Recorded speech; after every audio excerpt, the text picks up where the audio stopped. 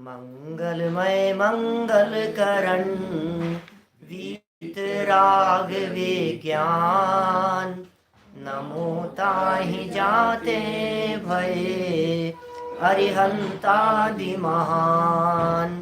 करि मंगल करि हो महा ग्रंथ करण के काज। जाते मिले समाज सब पावे निज पद राज। पावे निज पद राज। मोक्ष मार्ग प्रकाशक नामक यह ग्रंथ है और यहाँ पीठबंध प्ररूपक नामक प्रथम अधिकार में वक्ता के स्वरूप की चर्चा अपनी यहाँ चल रही थी। कल जो चर्चा चली उसमें बहुत महत्वपूर्ण बात यह कही गई कि सबसे पहले तो वक्ता ऐसा होना चाहिए जिसे जिन धर्म में जिन वचनों के ऊपर श्रद्धा हो। माने यदि श्रद्धा नहीं होगी तो काम नहीं चलेगा। फिर दूसरी बात यह कही कि जिसकी शास्त्र वांचने योग्य बुद्धि हुई हो विद्याभ्यास करने से, जिसने अनेक शास्त्रों का अभ्यास किया हो और सम्यक ज्ञान द्वारा निश्चय व्यवहार आदि का ज्ञाता हो, निश्चय व्यवहार को जानने वाला हो। और फिर यह कहा कि सूत्र विरुद्ध उपदेश देकर के बुरा करने वाला नहीं हो, माने जिन आज्ञा भंग करने का भय जिसे बहुत हो। देखिए बहुत मार्मिक बात यहाँ कहना चाहते हैं। टोडरमल जी जितनी भी बातें कह रहे हैं हवा में नहीं कह रहे, कोई भी बात तर्क की कसौटी पर कस करके बात कर रहे हैं। आपने ध्यान दिया होगा जितने हेतु बतलाए हैं, जितनी चर्चाएं की है, उसमें प्रत्येक चर्चा में टोडरमल जी साहब एक वाक्य जोड़ते हैं, क्योंकि क्योंकि क्योंकि। पुनश्च तो कह रहे हैं आगे नई बात के लिए, पुनश्च शब्द का प्रयोग आगे नई बात के लिए। और कह रहे हैं कि जिन आज्ञा भंग करने का भय हो, कि साहब भय क्यों हो, जिन आज्ञा भंग करने के भय की बात क्यों कर रहे हैं? क्योंकि यदि ऐसा नहीं हो तो कोई अभिप्राय विचार कर सूत्र विरुद्ध उपदेश देकर जीवों का बुरा करे सो ही कहा है। पेज नंबर 15 निकालिए, 15 नंबर पेज से हम इस चर्चा को और आगे बढ़ाते हैं। बहुगुण वे जान लयो असुत भासी तहा विमुक्त हो। जहवर मणि जुत्तो विहु विगयरो विसहरो लोए। जो अनेक क्षमादिक गुण तथा व्याकरणादिक विद्या का स्थान है, जिसमें क्षमा है, जिसमें दया है, जिसमें नैतिकता है, जिसमें सदाचार है, जिसमें परिणामों में निर्मलता है और अनेक प्रकार के व्याकरण आदि को जानता है, न्याय व्याकरण आदि का अभ्यासी है, ऐसा विद्या का स्थान है। तथापि उत्सूत्रभाषी है, उत्सूत्रभाषी है। बोलो उत्सूत्रभाषी मतलब उत सूत्र, सूत्र कहते हैं जिन वचनों को, भाषी मतलब है कहने वाला, और उत माने है विपरीत, वमन कर दिया हो जिसने, उल्टी करना कहते हैं ना।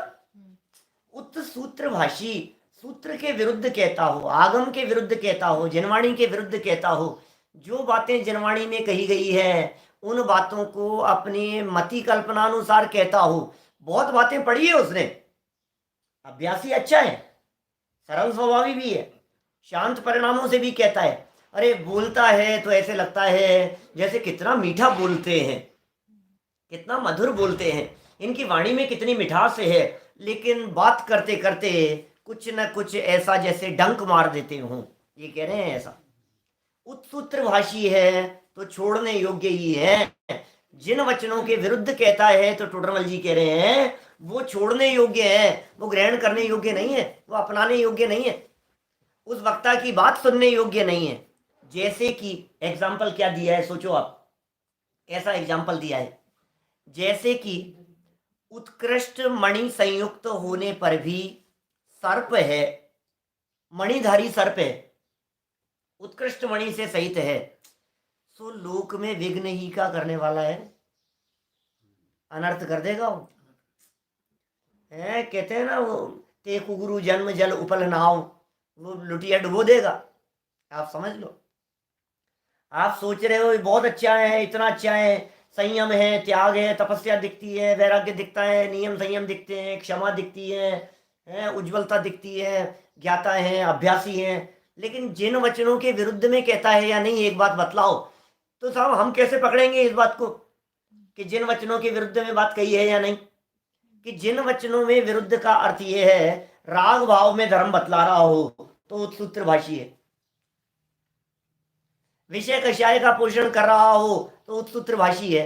अब आप कहेंगे साहब विषय कषाय का पोषण कौन वक्ता करता हुआ मिलेगा? विषय कषाय का पोषण तो कोई नहीं करते। टोडरमल जी ने पीछे जो बात कही थी ना, मिलावट संबंधी जो बात कही थी, मैं कहना चाहता हूं वो मिलावट भी ऐसी डायरेक्ट मिलावट नहीं होती। मिलावट भी असली चीज में मिला करके नकली मिलाई जाती है तो चलती है वो। नकली घी भी तब चलता है जब असली की मिलावट हो। नकली नोट भी तब चलते हैं जब असली नोटों की गड्डी में 2-4 नकली मिला दो तो चल जाते हैं। पूरी गड्डी ही नकली नोट की हो तो ऐसे चलती नहीं। तो जब तक उसके जीवन में दया नहीं दिख रही है, करुणा नहीं दिख रही है, थोड़ा बहुत ऊपरी ऊपरी सदाचार नहीं दिख रहा है, तब तक वो चलाएगा तो चलेगी कैसे? इसका मतलब उसे ये सब बातें चलाने के लिए बाहर में इस तरह की लिपापोती तो चाहिए, और अंदर में पोषण किस बात का कर रहा है? लौकिक विषय वासनाओं का पोषण कर रहा है, तो उत्सूत्र भाषी है। जिनागम में तो भगवान महावीर स्वामी की वाणी में तो यह आया है कि पंचेंद्रिय विषयों में रंच मात्र भी सुख नहीं है, भोगों में सुख नहीं है, पैसे में सुख नहीं है, धन संपत्ति वैभव कितना भी बढ़ जावे तो भी सुख की गारंटी नहीं है। इतना सब कुछ भगवान महावीर स्वामी की वाणी में कहे जाने के बावजूद भी यदि कोई व्यक्ति ये कहता है पुत्र मित्र धन संपत्ति बढ़े आपकी, इससे सुखी हो जाएगा, तो फिर इसका मतलब ये है उत्सूत्र भाषी है। भगवान महावीर स्वामी तो कुछ कह रहे हैं, उनकी दिव्य ध्वनि में तो कुछ बात आई है और आप कुछ और बात समझ रहे हैं ना। तो वो विघ्न करने वाला है, वो आपने उसकी दिशा को डाइवर्ट कर दिया। जो वैराग्य की भावना से आया था, जो दीक्षा लेने की भावना से आया था, जो त्याग संयम और तपस्या करने की भावना से आया था, आपने उसके उपयोग को डाइवर्ट कर दिया, दूसरी तरफ भड़का दिया आपने, उसका प्रयोजन भटक गया, तो उत्सूत्र भाषी है और विघ्न करने वाला ही है। तो ऐसा नहीं होना चाहिए। ये बात किसके लिए कही? जिन आज्ञा भंग करने का भय बहुत होना चाहिए। तुम्हें डर ही नहीं है, जैसे जो कहे जा रहे हो आप, और तो और शास्त्र का प्रमाण देकर के कहे जा रहे हो। और बेचारी भोली जनता को तो क्या चाहिए? आपने 2-4 संस्कृत के श्लोक बोल दिए, प्राकृत के श्लोक बोल दिए और ये बतला दिया इस शास्त्र में ऐसा और इस शास्त्र में ऐसा, तो सामने वाले व्यक्ति तुरंत मानने को तैयार हो जाते हैं। लेकिन भाई प्रयोजन तो देखना पड़ेगा। जनता तो अरे साहब क्या आगम से बोलते हैं, साहब क्या श्लोक याद है, साहब क्या शास्त्रों के गजब गजब एक से एक बात आगम में लिखी है, साहब आगम में लिखी है। लेकिन भाई वो किस अपेक्षा से लिखी है, किस प्रयोजन से लिखी है, उसको कहने के पीछे क्या अभिप्राय था, और जो उद्धरण और जो आगम प्रमाण वे प्रस्तुत करना चाह रहे हैं वो आगम भी कितना प्रामाणिक है। साहब आगम की प्रामाणिकता की बात कर रहे हो कि पीछे कह चुके हैं कौन से शास्त्र प्रामाणिक हैं, उसका विचार करके पढ़ना, शास्त्रों की प्रामाणिकता भी देखना। क्योंकि हर व्यक्ति लिखेगा अपने मन की बात और कहेगा महावीर वाणी। किताब का नाम क्या रखेगा? महावीर वाणी, जिनवाणी। मैं कोई भी किताब लिखूं और उस किताब के ऊपर उसके हेडिंग ये रखूं कि कुंद कुंद देव की वाणी, कुंद कुंदाचार्य की वाणी, और बात लिखूं अपने मन की, तो कैसे चलेगा? तो कैसे पहचानेंगे उसे? तो टोडरमल जी ने परंपरा से पहचानेंगे। कल एक प्रश्न आया था शायद मेरे पास में कि ये परंपरा की बात क्यों कही है, ये परंपरा की बात क्यों कह रहे हैं? परंपरा की बात इसलिए कह रहे हैं कि जिन मत में तो यह आमनाए है। ये टोडरमल जी ने पूरे मोक्ष मार्ग प्रकाशक ग्रंथ में बहुत जगह पर आमनाए शब्द का प्रयोग किया है, परंपरा शब्द का प्रयोग किया है, लेकिन वो परंपरा में वितरागता का पोषण होना चाहिए, तब तो वो परंपरा बराबर है। यदि कहीं बीच बीच में मिलावट होगी तो टोडरमल जी ने कहा सच्चे और झूठे मोतियों की झलक नहीं मिलती, ऐसी स्थिति हो जाएगी। झलक नहीं मिलती है बिल्कुल भी। देखिए आप पुनश्च, अब नई बात कहते हैं, वक्ता कैसा होना चाहिए। पेज नंबर 15 पर बीच में पुनश्च वक्ता कैसा होना चाहिए। वक्ता माने, पहले भी कल भी मैंने स्पष्ट की थी बात, वक्ता माने शास्त्र का वक्ता, वक्ता माने शास्त्र वांचने वाला, वक्ता माने जिनवाणी की बात का प्रतिपादन करने वाला। कैसा होना चाहिए कि जिसको शास्त्र वांचकर आजीविका आदि लौकिक कार्य साधने की इच्छा न हो। ओहो, लौकिक कार्य साधने की इच्छा नहीं हो, वो शास्त्र वांच करके आजीविका करता हो, ऐसा नहीं हो। ये धार्मिक आजीविका, ये बहुत बड़ा प्रश्न है आज समाज में, जगह जगह चर्चाएं चलती है। अभी कारंजा में मोक्ष मार्ग प्रकाशक के ऊपर विद्वत गोष्ठी हुई थी, बड़ा चर्चा हुई इस विषय के ऊपर विद्वानों के बीच में कि आखिर इस लौकिक आजीविका को किस श्रेणी तक समझना चाहिए। विद्वान जाते हैं और जो लिफाफा उन्हें दिया जाता है वे उसे स्वीकार कर लेते।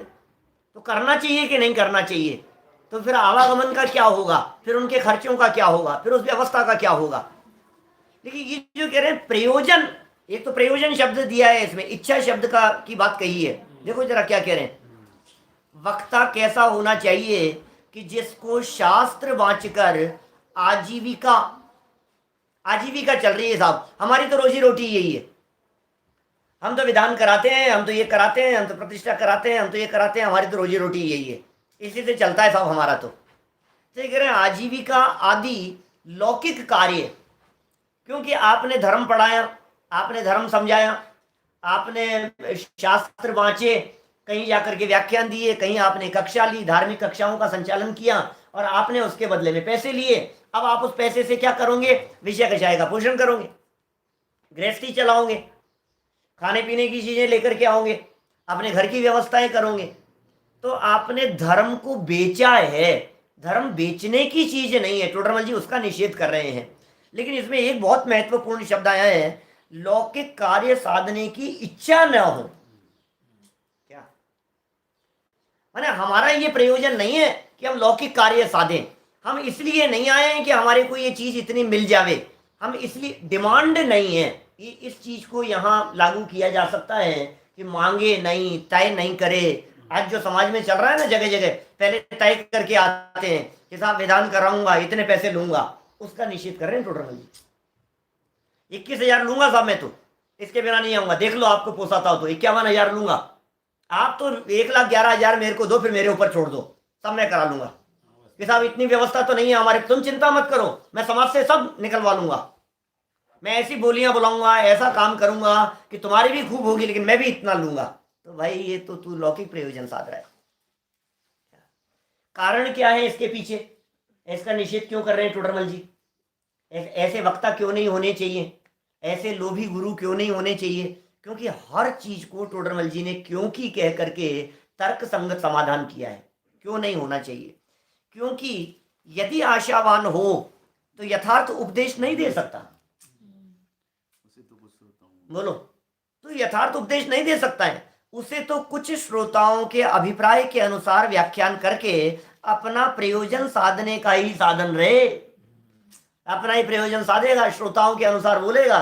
किसके अनुसार बात कर रहे हो साहब? ये साहब क्या करें साहब, ये हमारे को पैसे देते हैं, इन्होंने बुलाया है साहब, इनके हिसाब से तो बोलना ही चाहिए हमारे को, इनके विरुद्ध कैसे कह सकता हूं? माने उनकी गलत बातों का भी निराकरण नहीं करेगा, उनकी गलत बातों के संबंध में कोई कमेंट नहीं करेगा, सामने वाले को बुरा लग जाएगा। ये बुरा लग जाएगा तो कल से मुझे बुलाएंगे नहीं। हमारे हाँ, दादा कहते हैं मेरे तो नियम है इस तरह का कि मैं कभी किसी के घर जाकर के तत्व की बात नहीं पढ़ाऊंगा, घर जाकर के नहीं पढ़ाऊंगा, मैं जिसे पढ़ना हो यहाँ आकर के पढ़े। क्यों नहीं पढ़ाएंगे साहब? घर जाकर के आपको दिक्कत क्या है? उनके अनुसार बोलना पड़ेगा, वो हमारे को पैसा देते हैं, हमारा प्रयोजन बदल जाता है, आजीविका की हेतु बात हो जाती है। क्या बोलो, देखो ये हमारे पंडित साहब हैं, संतोष जी झांझरी जी थे, बहुत सालों पहले उनका स्वर्गवास हो गया। वो एक एग्जाम्पल दिया करते थे, वो कहते थे कि कोई राजपूत थे और उनके यहाँ कोई पंडित जी प्रवचन करने के लिए जाते थे, आजीविका लेते थे, पैसे लेते थे उनसे। तो एक बार क्या हुआ, उन्हें किसी काम से कहीं बाहर जाना पड़ा, तो उन्होंने अपने बच्चे को भेजा कि भाई आप कल मेरा बेटा आएगा, मैं कल बाहर जा रहा हूँ, मैं फिर आऊँगा परसों। तो बच्चा गया वहाँ, बच्चे ने जाकर के और व्याख्यान किया, तो वहाँ तो प्रसंग कुछ चला, तो उसमें ऐसा बोला कि जो एक रत्ती मांस भी खावे वो नरक में जाए। एक रत्ती मांस भी खाए वो नरक में जाए। वो तो तिल मिला गए, वो तो मांस भक्षण करते थे, राजपूत थे, सब खाते पीते थे। कह करके गया है बच्चा, तो कह करके चला गया। और वो तो बहुत, जब पंडित जी आए दूसरे दिन तो बोले बहुत गलत बात, क्या कैसी बात कह करके गया वो, और आपने हमें आज तक बतलाया नहीं, ऐसी बात, नरक में जाएंगे क्या, हम लोग नरक जाने का काम करते हैं क्या। तो वो जो पंडित जी थे उन्होंने कहा कि आप समझे नहीं, क्या क्या लिखा है शास्त्र में, आपने पढ़ा उसको। जो एक रत्ती मांस खाए वो नरक में जाए। आप एक रत्ती खाते हैं कि पाव आधा किलो खाते हैं? आप इतना सा थोड़ी ना खाते हैं। तो उन लोगों की बात है जो इतना इतना जो खाते हैं, उनकी बात है। देखो आप, बात को कहां से कहां घुमाया जा सकता है, आप उसकी कल्पना नहीं कर सकते हैं। जिनके हृदय में ऐसा आजीविका साधने का प्रयोजन होगा, वो बात को किधर से भी इधर से उधर घुमा देंगे, और जैसा सामने वाला सुनना चाहता है उसका वैसे ही पोषण करेंगे। कितनी सुंदर बात पंडित जी साहब ने यहाँ कह दी है, क्योंकि श्रोताओं के अभिप्राय के अनुसार व्याख्यान करेंगे। सामने वाले क्या सुनना चाहते हैं। 20 पंथी लोग हैं तो उनके सामने वैसी बात करेंगे, 13 पंथी लोग हैं तो उनके सामने वैसी बात करेंगे। जैसे कहते हैं ना, गंगा गए गंगादास, जमुना गए जमुनादास, जिनका खुद का कुछ बात नहीं है। हमें तो भाई, जैसे अकबर बीरबल के प्रसंग में आता है ना ऐसा, अकबर ने पूछा कि भाई, अकबर ने कहा कि यार ये गुलाब कितने अच्छे हैं, गार्डन से निकल रहे थे और गुलाब कितने अच्छे हैं, बहुत अच्छे हैं, तो कितनी अच्छी सुगंध आ रही है इनमें से। अचानक उसके कांटा लग गया तो कहा कि कितने खराब है ये, कि हाँ महाराज बहुत खराब है। बीरबल ने ऐसा कहा। बैंगन की सब्जी बनी थी तो राजा ने कहा कि यार कितने अच्छे होते हैं बैंगन, तो हाँ महाराज बहुत अच्छे होते हैं, इसीलिए तो उनके माथे पे ताज रखा है, बैंगन के माथे पे। एक दिन बैंगन की सब्जी अच्छी नहीं बनी तो अकबर ने कहा कि कितनी खराब होते हैं ये बैंगन, कि हाँ महाराज इसलिए तो इनका नाम बेगुण रखा है, बैंगन। अकबर को अच्छी नहीं लगी बात। कैसी बात करते हो तुम, मैं जैसा कहता हूं वैसी मेरी हाँ में हाँ मिलाते हो। मैंने उस दिन बैंगन को अच्छा कहा तो तुमने कहा उसके सर पे ताज रखा है, और मैंने आज इसको खराब कहा तो तुम कह रहे हो उसका नाम बेगुण रखा है। कि महाराज मैं आपका सेवक हूं, बैंगन का नहीं। मैं नौकरी आपकी करता हूं, बैंगन की नहीं करता हूं, मुझे तो आपके अनुसार बोलना है।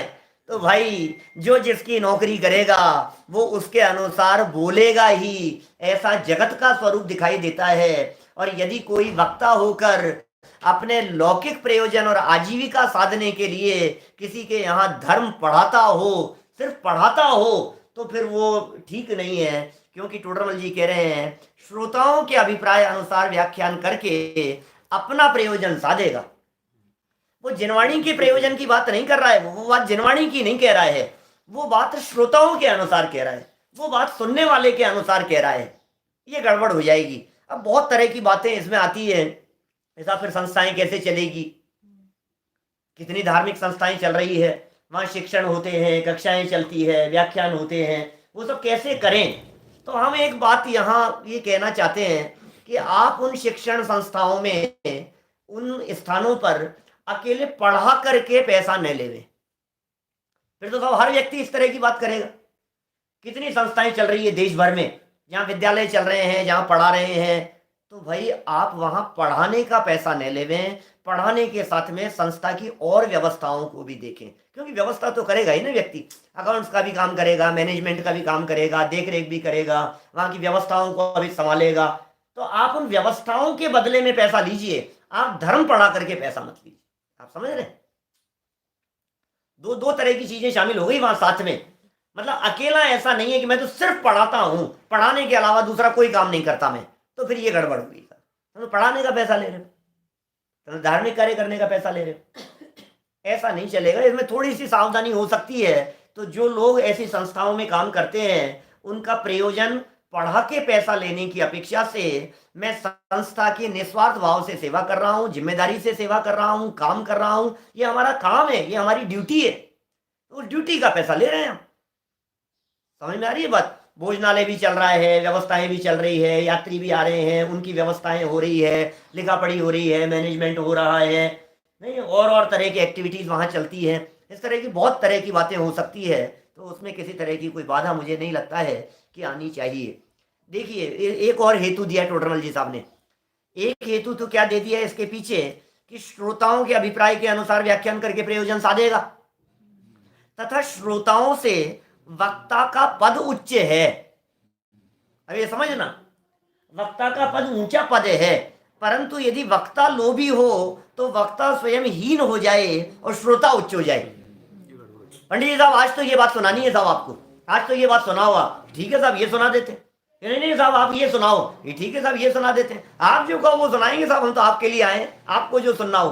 कि नहीं, ऐसा नहीं, जिससे आपका भला हो हम वो बात सुनाएंगे, फिर चाहे वो बुरी लगे आपको, बुरी लगे तो लगे, क्योंकि वक्ता का कर्तव्य ये है कि अपने श्रोताओं की कमियों को, भूलों को, दोषों को निकाले। ये वक्ता का कर्तव्य है। शास्त्र का जो प्रयोजन है उसके जीवन में मोक्ष मार्ग किस तरह से प्रकट हो, इस तरह से बात का प्रतिपादन होना चाहिए। और जीवन में मोक्ष मार्ग प्रकट नहीं हो सके तो फिर बेकार है, फिर सारी बात किस लिए कही जा रही है, प्रयोजन क्या है उसका। इसलिए धन तो एक तरफ रह गया, धन तो सेकेंडरी चीज है, मिले तो मिले, ना मिले तो नहीं मिले। क्या पैसे तय लोभी होगा तो कैसे बात कहेगा, मतलब ये कह रहे हैं वक्ता लोभी हो जाए, हीन हो जाएगा, वो शर्मिंदा हो जाएगा, वो तो क्या करे। देखो भाई, मांगना ही अपने आप में दयनीय वचन है। अभिप्राय ही कुछ है तो हर वाक्य कहते समय वो घबराएगा, सामने वाले को बुरा तो नहीं लग रहा है, इनको बुरा तो नहीं लग रहा है, ये क्या सोचेंगे, नहीं यार मैंने आज ऐसी बात कह दी, फिर बाद में खड़े हो गए, नहीं मेरे वो ऐसी कोई आपकी बात नहीं है, आप तो ठीक है, वो तो ऐसे लिपापोती करने की कोशिश करे, भाई नहीं चलेगा। देखिए यहाँ एक तरफ टोडरमल जी कह रहे हैं वक्ताओं का पद उच्च है, तो ये सब जानते हैं वक्ताओं का उच्च पद है, लेकिन श्रोताओं का पद हीन हो कहीं ऐसा भी नहीं समझना चाहिए। मैं यहाँ कुछ एक अलग हट के बात कहना चाहता हूँ, श्रोताओं का पद भी हीन नहीं है। यद्यपि यहाँ प्रकरण वक्ता का चल रहा है, वक्ता की महिमा बतलाई जा रही है और वक्ता को सारे जगत में महान माना जाता है, श्रेष्ठ माना जाता है, विशेष रूप से श्रोताओं से श्रेष्ठ माना जाता है। लेकिन उसके बावजूद भी मैं श्रोताओं के एंगल से एक बात कहना चाह रहा हूं कि श्रोता का पद वक्ता से श्रेष्ठ है। घबराना नहीं, टोडरमल जी के अगेंस्ट बात नहीं कह रहा हूं, लेकिन कुछ अलग हट के बात कहना चाह रहा हूं आप लोगों की दृष्टि से, जिसे आप अपनी दृष्टि से अपने जीवन में उतारने की चेष्टा करें। वक्ता का से श्रोता श्रेष्ठ है, वक्ता की तुलना में श्रोता का पद ऊंचा है। क्या बात कर रहे हो आप, वक्ता का पद है जस्ट लाइक वकील, वकीलों की तरह बात करता है। कहने वाले व्यक्ति तर्क देंगे, युक्तियां देंगे, न्याय से बात को प्रस्तुत करने की कोशिश करेंगे, वकील जैसा काम है। और ये जो है ना जिनवाणी, ये है लॉ की पुस्तकें, जो बात कही जा रही है ये इनके आधार पर कह रहे हैं, मिलॉर्ड ये बात यहां ऐसी कही है, ये देखो आप फला शास्त्र में उस गाथा के अंदर ये बात कही है, इससे ये बात सिद्ध होती है। ये तर्क न्याय युक्ति से वक्ता आगम प्रमाण से बात को सिद्ध करने का प्रयास करेंगे, लेकिन डिसीजन किसको करना है, डिसीजन किसको करना है, मतलब जज को करना है ना। और यहां जो वक्ता है वो वक्ता वकील की तरह आगम प्रमाण प्रस्तुत कर रहा है, डिसीजन किसको करना है, निर्णय आपको करना है। तो निर्णय करने वाले का पद बड़ा होता है कि तर्क प्रस्तुत करने वाले का पद बड़ा होता है। वक्ता का काम तर्क से, न्याय से, देखो भाई एक द्रव्य दूसरे द्रव्य का कर्ता धर्ता नहीं है, ये बात इस जगह पर लिखी है, ये बात ऐसे तर्क से सिद्ध होती है, ये बात देखो कितने प्रयास किए फिर भी कुछ हुआ नहीं, अपनी चलती कहाँ है, कितना स्पष्ट ख्याल में आ रही है। तो तर्क न्याय युक्ति आगम प्रमाण रेफरेंस गाथाएं प्रस्तुत करके उन बातों को सिद्ध किया, लेकिन श्रोताओं की जिम्मेदारी और जवाबदारी है कि उन सारी बातों को आगम से मिलान करके इसका निर्णय करें कि एक द्रव्य दूसरे द्रव्य का कर्ता धर्ता नहीं है। ये निर्णय किसको करना है, और यदि आप निर्णय नहीं कर रहे हैं तो आप अपने पद का दुरुपयोग कर रहे हैं। श्रोता का पद उच्च इसी अपेक्षा से कहा गया कि वक्ता की कही गई बातों को सुनकर, समझकर, स्वीकार कर कोई निर्णय करे, तब तो श्रोता का पद उच्च है। और यदि इधर उधर टाइम पास करे तो फिर बोले यार ये मजिस्ट्रेट सही नहीं है। आपका पद मजिस्ट्रेट जैसा है। ये बात मैंने अलग हटके आपको कही है। यहाँ टोडरमल जी ने यहाँ कहा वक्ताहीन हो जाएगा यदि वो श्रोताओं के अनुसार बोलेगा तो। फिर तो वो श्रोता की बात कह रहा है, फिर वो वक्ता की बात कहाँ रही। पुनश्च, और देखो वक्ता में क्या क्या गुण होने चाहिए।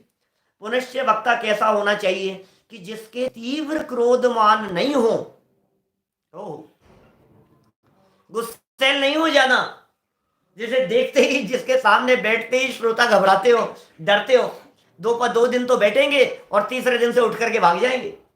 सफाई आधी रह गई जब से इन्होंने बोलना शुरू किया, गुस्सा करना शुरू किया। चाहे जिसको डांट देते हैं, चाहे जिसको फटकार देते हैं, कुछ भी करते हैं, गुस्सा करते हैं। 2 बात का जवाब हम क्या नहीं दे पाए और हमारे पर बिगड़ गए, वो तो बरस गए। तो सामने वाला व्यक्ति कैसे आएगा सुनने के लिए। क्रोधी नहीं हो, मानी नहीं हो। मानी क्यों नहीं हो साहब? क्योंकि यदि रंच मात्र भी मान भंग होगा तो गड़बड़ हो जाएगी उसके साथ। तीव्र मानी नहीं होना चाहिए। देखो भाई, वक्ताओं और श्रोताओं के बीच में थोड़ी बहुत मर्यादा तो होती ही है। श्रोताओं के द्वारा वक्ताओं का उचित योग्य सम्मान तो किया ही जाना चाहिए विद्वानों का। लेकिन फिर भी यदि किसी श्रोता के द्वारा कोई प्रश्न पूछ लिया गया उस वक्ता से और उन्हें ऐसा लगा थोड़ी सी ठेस लग रही है, क्रोधी भी नहीं हो और अभिमानी भी नहीं हो, नहीं मैंने कह दिया ना, अपने आप को सब कुछ समझने वाला हो, ऐसा कैसे चलेगा। सामने वाला कुछ कह रहा है, जिज्ञासा भाव से कुछ प्रश्न कर रहा है। देखिए, क्रोधी मानी नहीं हो, क्योंकि तीव्र क्रोधी मानी तो निंदा होगी। तीव्र क्रोधी की, तीव्र मानी की निंदा होगी। श्रोता उससे डरते रहेंगे, घबराएंगे, तब उससे अपना हित कैसे करेंगे। यहां तीव्र शब्द का प्रयोग बहुत महत्वपूर्ण है। यथा योग्य क्रोध और यथा योग्य मान तो होगा ही भूमिका के अनुसार।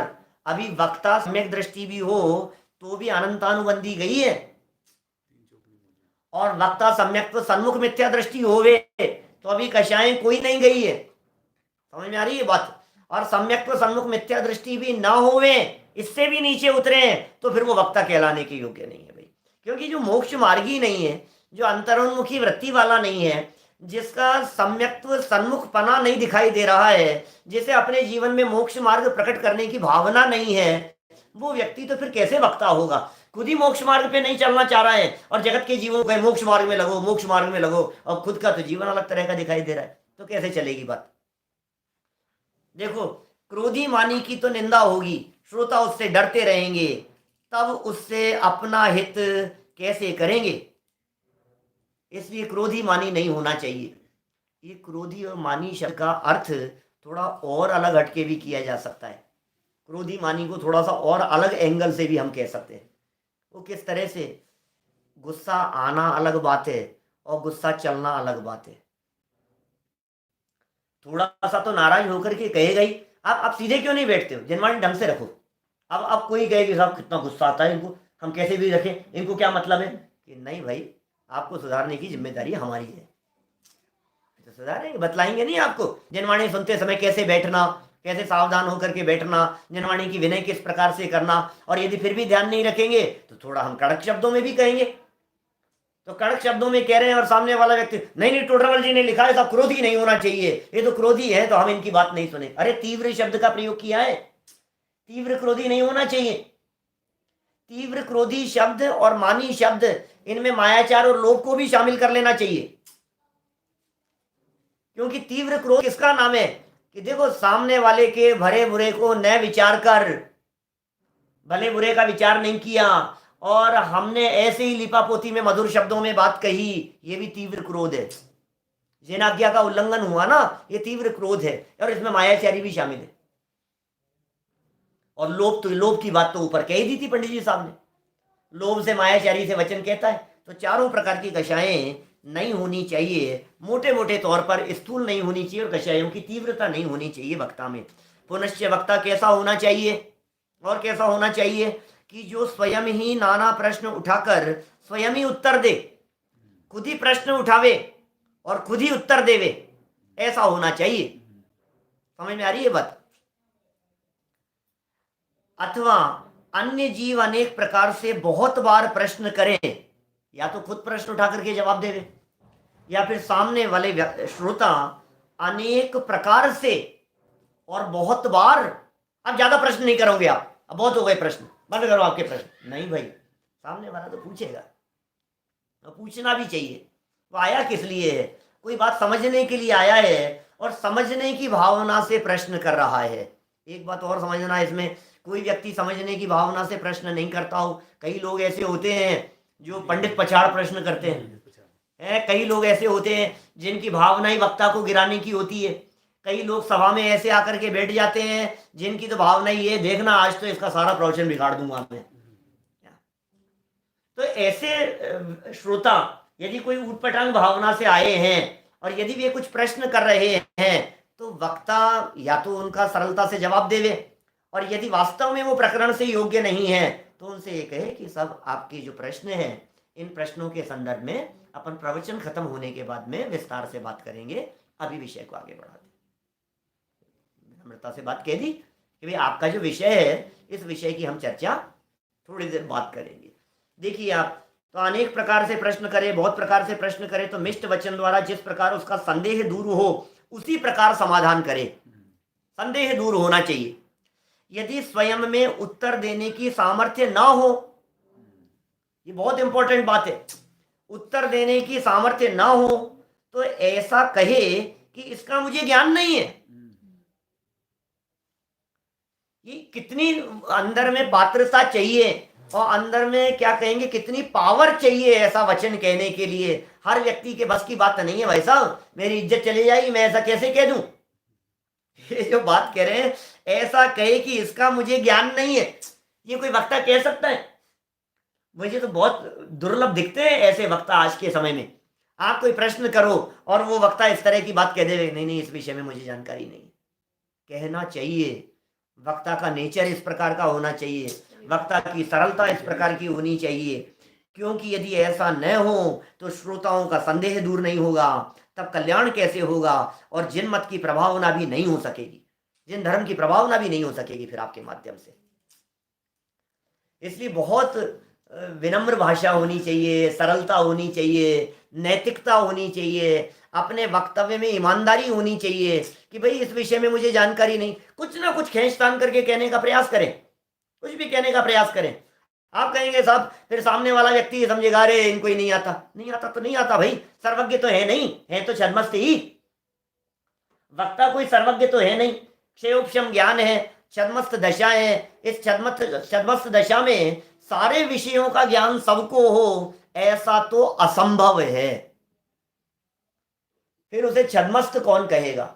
छद्मस्त ज्ञानावरण दर्शनावरण क्या जो आवरण जिसके ऊपर है वो छद्मस्त है। क्षयोपशम ज्ञान है अभी हमारा, पूर्ण ज्ञानी है नहीं, द्वादश अंग के पाठी है नहीं, द्वादश अंग के पाठी वर्तमान काल में होते नहीं है। तो जो भी वक्ता बात कहेगा वो हो सकता है कोई बात उसको नहीं आती हो, और बहुत सी बातें ऐसी हुई, ऐसा हो ही नहीं सकता कोई व्यक्ति ये बात कहे मुझे सब आता है, ऐसा हो ही नहीं सकता। मुझे सब मालूम है, कर्णानुयोग का पता नहीं होगा, और कर्णानुयोग में भी सारी बातों का पता नहीं होगा। कर्णानुयोग में कोई कर्म सिद्धांत का विशेष ज्ञाता है, कोई लोक संबंधी प्रकरण का विशेष ज्ञाता है, उसमें कोई गणित का प्रकरण कोई अलग तरह का है, बहुत तरह की बातें हैं उनमें भी। चरणानुयोग में भी एक तरह की बात थोड़ी ना है, द्रव्यानुयोग में भी बहुत तरह की बातें हैं। कोई प्रदेशों की चर्चा होगी, कहीं पर्यायों की चर्चा होगी, कहीं कारण शुद्ध पर्याय की चर्चा होगी, कहीं षट्गुणी हानि वृद्धि की चर्चा होगी। अनेक ऐसे प्रकरण हैं जिनागम में, जिन प्रकरणों के संदर्भ में हर वक्ता पूरी तरह से जाने ऐसा हो ही नहीं सकता। पूरी तरह से सही बात जानने वाले वक्ता तो केवली ही हैं, वो तो फिर भगवान की दिव्य ध्वनि होगी। इसलिए भाई श्रोताओं का संदेह दूर कैसे होगा यदि आप ये स्पष्ट नहीं कहेंगे। तो आपने मन से जवाब दे दिया तो संदेह दूर नहीं हो पाएगा, कल्याण भी नहीं हो पाएगा, और जिन मत की प्रभावना भी उससे नहीं हो पाएगी, क्योंकि आपने बात कुछ की कुछ कह दी। कई बार ऐसा होता है, हमने ऐसा देखा है, हमने पूछा कि साहब ये जो है ना साइंस में तो हमने ऐसा पढ़ा है कि वो पृथ्वी गोल है और जम्बू द्वीप के संदर्भ में हमने ऐसा सुना है कि ये तो फ्लैट है, आपकी पृथ्वी तो आप फ्लैट बतलाते हो। तो हमने कई वक्ताओं से ऐसा सुना है, ध्यान देना, वो ये कहते हैं कि नहीं नहीं, अरे सब बेकार की बातें हैं, अरे ये सब जो साफ दिख रहा है पृथ्वी गोल है। अब कहाँ ये तो करना, ये इन बातों में कुछ दम नहीं है, शास्त्र ऐसे लिख दी है। अरे भाई, ऐसे वक्ता योग्य नहीं है। आप ये कहिए इस बारे में हमें पता नहीं है। आगम के वचन गलत नहीं हो सकते हैं, आचार्यों के वचन गलत नहीं हो सकते। आचार्य देव जो बात कह रहे हैं, शास्त्र में जो बात कही गई है, वो बात तो सच्ची ही होगी। हमें नहीं समझ में आ रही है, ये अलग बात है। अब हमें नहीं समझ में आ रही है, दिक्कत तो हमारे समझ में आने और नहीं आने की है ना। प्रॉब्लम तो मुझे समझ में नहीं आई है ना। अब आप कहो कि साहब शास्त्र गलत है, तो तुम होते कौन हो शास्त्र को गलत कहने वाले?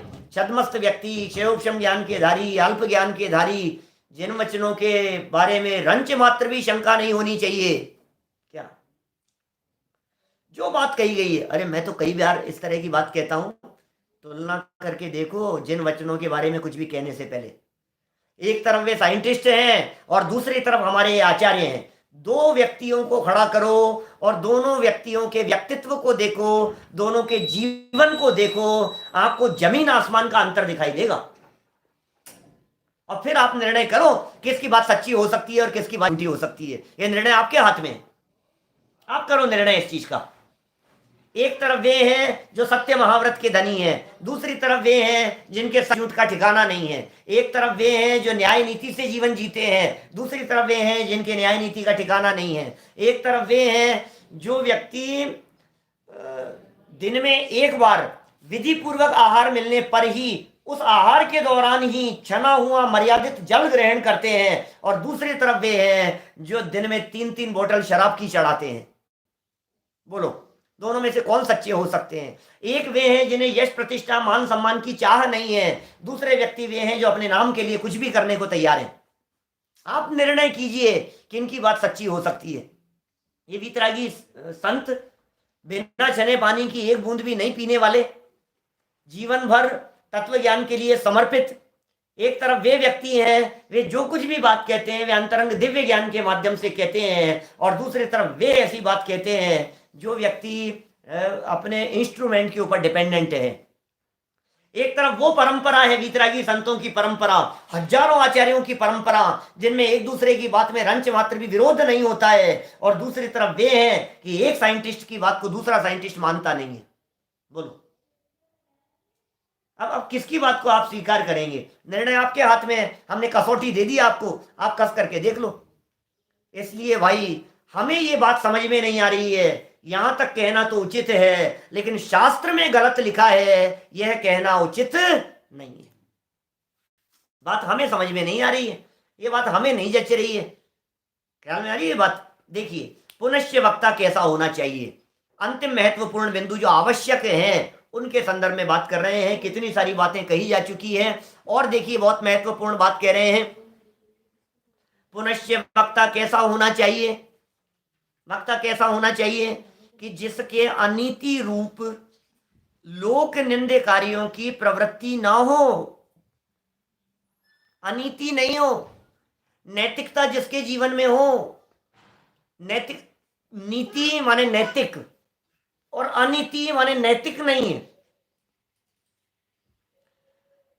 नैतिकता नहीं है माने लोक में जिसे सही नहीं माना जाता है, ये बात नैतिक नहीं है यार, ये अन्याय है। ये अन्याय नहीं करे किसी के साथ में, और लोक निंद कार्यों की प्रवृत्ति ना हो। लोक में जिन कार्यों की निंदा होती है, चोरी है, झूठ बोलता है, मायाचारी करता है, बेईमानी करता है, कम ज्यादा तोलता है, व्यभिचारी है, और अनगिनती बातें इस प्रकार की, जिन बातों में लोक निंदा होती हो। शराब पीता है, आचरण ही सही नहीं, अरे यार ये देखो, ये तो पंडित जी हैं, व्याख्यान करते हैं, और देखो आप कितनी बेईमानी करते हैं, धोखाधड़ी तो भरी है, ये देखो आप उनके हड़प गए, उनका पैसा हड़प लिया, उनका ये कर लिया, उनका धन, उनकी जमीन दाब करके बैठे हैं। आप समझ रहे हैं? आप मिलावट करते हैं, बेईमानी करते, ये लोक निंदे कार्य हैं। दुनिया में ऐसे कार्यों की निंदा होती है। भाई भाई से झगड़ रहे हैं, बोलो आप, भाई भाई के ऊपर केस कर दिया उन्होंने, तो लोक निंदे है ना, दुनिया में निंदा का कारण बनेगा ना। तो जो कार्य लौकिक में, दुनिया की दृष्टि में, जन सामान्य की दृष्टि में निंदे होते हों। जैसे समझ लो आप क्या कहेंगे अपन उसको, कफ आया और मुंह में खा गए। अपने उसमें अभक्ष्य भक्षण वाले प्रकरण में ऐसा कहा ना, अनुपसेव्य। अनुपसेव्य क्या चीज है? उत्तम पुरुषों के द्वारा सेवन करने योग्य नहीं हो, ऐसा कोई सेवन करता हुआ दिखाई दे रहा है तो लोक में निंदा का पात्र होगा। उचित नहीं है भाई, तो यार ठीक नहीं, ये नहीं चलेंगे। तो इस तरह की जितनी बातें, थोड़ा का है बहुत सारा समझ लेना, जितना आप लगा सको। देखिए, लोक निंदे कह रहे हैं, ये लोक निंदे कार्यों की प्रवृत्ति ना हो, समझना। एक तो प्रवृत्ति माने हैबिट के अंतर्गत चला गया। दूसरा यहां ये समझना कि जिसे जन सामान्य जिसका निषेध करता हो, हर व्यक्ति जिसके बारे में उंगली उठाता हो, ऐसे वक्ता शोभते नहीं है या उचित नहीं है, उनका वक्तापना नहीं चलेगा। अकेले निंदा की बात नहीं समझना। क्यों नहीं? क्योंकि दुनिया में ऐसा कौन है जिसकी निंदा नहीं होती हो? इस पूरे 3 लोक में ऐसा व्यक्ति आपको कहीं नहीं मिलेगा जिसकी निंदा करने वाला कोई नहीं हो। बोलो, हर व्यक्ति की निंदा होती है, हर व्यक्ति की आलोचना होती है, हर व्यक्ति की टांग खींची जाती है, हर व्यक्ति से जलने वाले लोग होते हैं, हर व्यक्ति से चिढ़ने वाले लोग होते हैं, हर व्यक्ति को नापसंद करने वाले लोग दुनिया में होंगे। लेकिन हर व्यक्ति नापसंद कर रहा हो तो बोले अयोग्य है। समझ में आ रही हो बात? सारी दुनिया जिसकी निंदा कर रही हो बोले अयोग्य है। नहीं तो क्या हो रहा है, 20 पंथी की 13 पंथी वाले विरोध कर रहे हैं, 13 पंथी की 20 पंथी वाले विरोध कर रहे हैं, मुमुक्षु की गैर मुमुक्षु विरोध कर रहे हैं, गैर मुमुक्षु की मुमुक्षु विरोध कर रहे हैं। अब कौन वक्ता? अब क्या आधार है आपके पास में? आप समझ रहे हैं? तो टोडरमल जी किन किन के बारे में क्या, ऐसा कौन है व्यक्ति, एकाध व्यक्ति तो दिखाओ मेरे को जिसकी निंदा नहीं हुई है दुनिया में। बड़े बड़े महापुरुषों तक चले जाओ आप, इतिहासकारों तक चले जाओ, साहित्यकारों तक चले जाओ, ज्ञानियों तक चले जाओ, जिनकी निंदा करने वाले कोई नहीं हो, जिनका विरोध करने वाले कोई नहीं हो। अन्यमति विरोध करेंगे, और तो और बोलो, आप जैनियों के वक्ताओं, दूसरे धर्म दर्शन वाले विरोध करेंगे, आप ये जैनी लोग तो ऐसे होते हैं, ये जैनियों का विद्वान है, हटाओ इसको, जैन दर्शन की बात नहीं चलनी चाहिए। बड़े बड़े राजनेताओं की बात ले लो। मैं तो उस समय की बात कहता हूं कभी कभी, जब हमारे माननीय प्रधानमंत्री नरेंद्र मोदी जी पूरे बहुमत के साथ में जीत करके प्रधानमंत्री बने, पूरे बहुमत के साथ में, उसके बावजूद भी क्या विपक्ष वाले लोगों ने वोट 0 डले हैं विपक्ष में? बोलो, ऐसा तो नहीं हुआ ना। बहुमत से ही जीते हैं ना। 90% सीटें आ गई, मान लो 80% सीटें आ गई, तो 20% लोग तो साफ साफ ही दिख रहे हैं उनके विरोधी। कोई तो दिखाओ हमारे को ऐसा जिसका विरोध करने वाला दुनिया में कोई नहीं हो। हर व्यक्ति का विरोध करने वाले लोग मिलेंगे। लेकिन टोडरमल जी का जो ये शब्द यहां दिया गया है, ये लोक निंदकारियों की प्रवृत्ति न हो कहकर के कहना चाह रहे हैं। क्योंकि हेतु दिया, क्योंकि लोक निंदकारियों से वे हास्य का स्थान हो जाएगा, हंसी का पात्र बनेगा। तब उसका वचन कौन प्रमाण करे? और जिन धर्म को लजाए, ध्यान रखना, जिन धर्म के वक्ताओं की ये बहुत बड़ी जिम्मेदारी है कि धर्म बदनाम नहीं होना चाहिए। जिन धर्म बदनाम नहीं होना चाहिए। आप ये ना समझें कि हम तो श्रोता हैं साहब, ये तो वक्ताओं की जिम्मेदारी है, ये बातें तो वक्ताओं के लिए कही जा रही है, हम तो सुनने वाले हैं, हम तो सुनने। अरे नहीं, क्या पता आप कब वक्ता बन जाएं। आप जब अपने बच्चे को समझा रहे होते हैं तो आप वक्ता होते हैं। आप जब अपने घर में समझा रहे होते हैं तो आप वक्ता होते हैं। जब आप उसे धर्म की बात समझा रहे होते हैं तो आप वक्ता कहलाते हैं ऐसे समय में। और वो तुरंत पलट करके कह देगा, अपना तो जीवन देखो पहले, खुद को तो देख लो पहले, हमें समझा रहे, तो क्या होगा बतलाओ? वो नहीं कह दिया था भीष्म पिता में जब उपदेश दे रहे थे, द्रौपदी ने कह दिया था, अब तो बड़ी उपदेश की बातें कर रहे हो। उस समय क्या हुआ था जब मेरा चीरहरण हुआ था? उस समय क्या हो गया था? तो पलट करके सामने जवाब दे देंगे। हर व्यक्ति वक्ता है और धर्म की बातें करता है प्रसंग आने पर। आप जब अपने परिवार के 5 लोगों के साथ में, 20 लोगों के साथ में बैठे हुए होते हो तो आप भी धर्म की कुछ बातें कहने लगते हो, धार्मिक चर्चाएं करने लगते हो जाता है इस तरह की बातें। शादी विवाह का प्रसंग है, 20-25 लोग मिलकर के बैठे हैं, कभी कोई चर्चा छिड़ गई तो आप भी तो वक्ता बन जाते हैं उसमें समझाने वाले। तो ये कह रहे हैं उसमें जो व्यक्ति जिसका जीवन अच्छा होगा, जिसका आचरण अच्छा होगा, जिसका उत्कृष्ट जीवन होगा, उस व्यक्ति की बात प्रामाणिक मानी जाती है। कोई शराब खुद पीता हो, जुआ खेलता हो, ताश पत्ती खेलता हो, गुटखा खाता हो, ये लोक निंदे कार्य है, खूब गुटखा खाता है, अब वो भले ही गद्दी पर बैठ करके नहीं खाता हो, और कहीं कहीं तो ऐसे भी जो साइड में दबा रहता हो और फिर भी बोलता हो, क्या खूब गुटखा खा रहा है, खूब ऐसा खाना पीना उसका चल रहा है, अब वो बात कह रहा है धर्म के संबंध में कुछ भी, तो कौन मानेगा, उसकी हंसी का पात्र और बनेगा कि यार ये ऐसे कहते, इनकी कौन सुने। ऐसा पुनश्च वक्ता कैसा होना चाहिए कि जिसका कुलहीन ना हो, हीन कुल वाला ना हो, और अंगहीन ना हो, नीच जाति कुल वाला नहीं चलेगा वक्ता, वो वक्ता की गद्दी पर बैठाने योग्य नहीं है, नीच जाति कुल वाला, हंसी पात्र बनेगा, लोग स्वीकार नहीं करेंगे, माने उसे मान्यता नहीं है। एक्चुअल में चक्कर क्या है, हम ये नहीं कह रहे कोई नीच जाति कुल वाला है, अच्छा वक्ता हो गया, ये हो गया, पढ़ने लग गया, समझने लग गया, लेकिन भाई समाज उसे मान्यता नहीं देती ऊंचे पद पर बिठाने की। समझ में आ रही है बात, ये लोक मान्यता की बात है। अंगहीन ना हो, अब एक काना हो, अब वो बोलेगा तो कोई नए श्रोता पहली बार प्रवचन सुनने के लिए आए, देखते हैं हंसी आती है उनको देखती, जब जब उनको देखते हैं हमारे को बहुत हंसी आती है, नाक टेढ़ी हो जिसकी, कैसे चलेगा बताओ। तो अंग भंग ना हो और स्वर भंग ना हो, अंगहीन ना हो, स्वर भंग ना हो, और मिष्ट वचन हो और प्रभुत्व हो। स्वर भंग होगा तो क्या होगा भाई साहब, बोलना क्या चाहता है और कहता क्या है, और शब्द क्या निकलते हैं उसके, और तुतलाता है, हकलाता है, तो योग्य नहीं है वो वक्ता। बोलता कुछ है और सामने वाले कुछ शब्द कुछ का कुछ सुनाई देते हैं, अस्पष्ट हैं, स्पष्ट वचन नहीं है जिसके, मिष्ट वचन नहीं हो, मधुर वचन नहीं हो, हित मित प्रिय वचन होने चाहिए, ये नहीं हो, और प्रभुत्व हो, उसका प्रभाव तो होना चाहिए, प्रभावशाली होना चाहिए, कम से कम श्रोता लोग उसकी बात को स्वीकार तो करें, इतना तो प्रभाव होना चाहिए उसका, तो प्रभुत्व हो, जिसे लोक में मान्य हो, क्योंकि यदि ऐसा न हो तो उसे वक्ता पने की महंतता शोभे नहीं। ऐसा वक्ता हो, वक्ता में ये गुण तो अवश्य चाहिए। माने अभी तक टोडरमल जी ने उन गुणों की चर्चा की है जो गुण कंपलसरी है, जो गुण वक्ता में होने ही चाहिए, उन गुणों की चर्चा की है। और अब आगे चल करके एक तो प्रमाण प्रस्तुत किया है यहाँ, और आगे चल करके कुछ ऐसे गुणों की चर्चा की है जो यदि वक्ता में होंगे तो विशेष प्रकार से शोभा प्राप्त करेगा। इसकी चर्चा कल हम ठीक 9:20 पर इसी प्रकरण को आगे बढ़ाते हुए आपके बीच में करेंगे।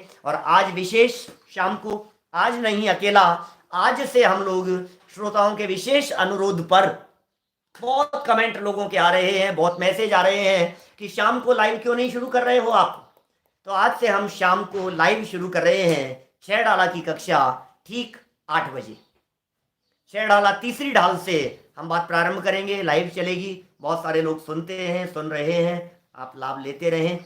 अभी की बात को हम इसी बात के आधार पर विराम देते हैं कि जो बातें कही गई है यह हमारे जीवन में उतरनी चाहिए।